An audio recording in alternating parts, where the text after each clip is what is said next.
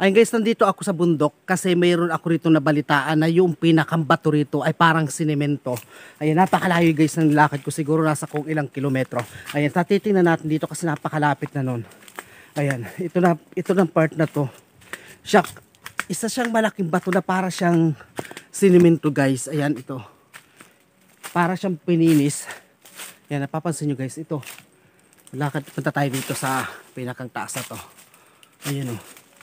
Ito yung bato na parang nakatakot tumingin, para may ahas. Okay, natatakot ako mag-ano. Ito yung parang sinemento guys, oh. Ayan, isa siyang hawin pa ganyan. Makinis. Makinis siya, and then hanggang dito sa kabila. Yan, hanggang dito sa kabila. Para siyang sinemento guys. Napakalayo. Napakalayo guys yung nilakad ko. Hindi pupunta ako doon sa kabila, doon sa part na yon. Kasi meron din doon isang mataas sa daan na pagdadaanan ko mamaya, papunta naman ako sa pinakababa. Hindi ito nga yung pinakang sinasabi nila na marami nagtataka dito sa lugar na to. Kasi nga itong part na ito is para siyang sinemento ng unang tao, ng mga unang panahon. Kasi nasa bundok to eh, nasa bundok ito, pero makikita mo dito sa batong ito para siyang hinawi na namumukod-mukod. Wala ka rito makikita guys na ibang batuhan, kundi ito lang, part na to. Yan o, hindi makikita nyo sa baba na ito, hindi lupa naman siya.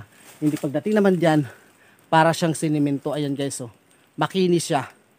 Nakakapagtaka lang guys, kasi dito sa kabundukan is merong bato, samantalang napakahirap dito sa tubig. Yan, ito ang isa sa nakakapagtaka rito guys sa ganitong gubat eh. Bakit nagkakaroon ng ganitong klase ng bato? Ito na nga, pauwi na tayo guys. Hindi nakikita nyo naman yung ating background. Talaga naman po naliligid tayo dito. At talaga naman po ito ay gubat. Itong pinuntahan ko, matuklasan ko lamang guys yung bato nga dito na para siyang isinemento. Ayan, pababa na tayo dito sa bundok na to. Ayan. Hindi nakikita nyo naman guys yung pinakang background natin dito. Talaga naman pong gubat to. Wala kayo dito makikita, and then wala tayong kitong kasama. Talagang lakas loob lang tayo dito marito sa kabundukan na ito. Hindi yung ating bababaan, talaga naman pong napakataas ito. Ayan o. Diyan, pupunta pa tayo dyan sa pinakababa, and then nandyan yung pinakang parang daan naman papunta sa highway. Napakalayo pa rin nung guys, and then ilang kilometro pa rin yung ating lalakaran bago po tayo makarating doon sa ating paroroonan. Naroon po yung ating service. Ayan. Mataas to guys ha, itong pinakang dinaanan to. Ayan siya guys. And then another ahon na naman tayo para naman tayo makabalik doon sa ating patutunguhan. Ayan.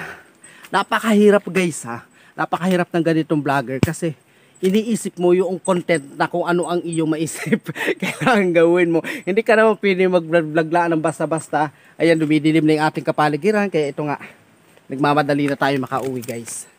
Ayan. Maraming salamat sa inyo. Sana po ay okay lang kayo. Magandang araw po. God bless.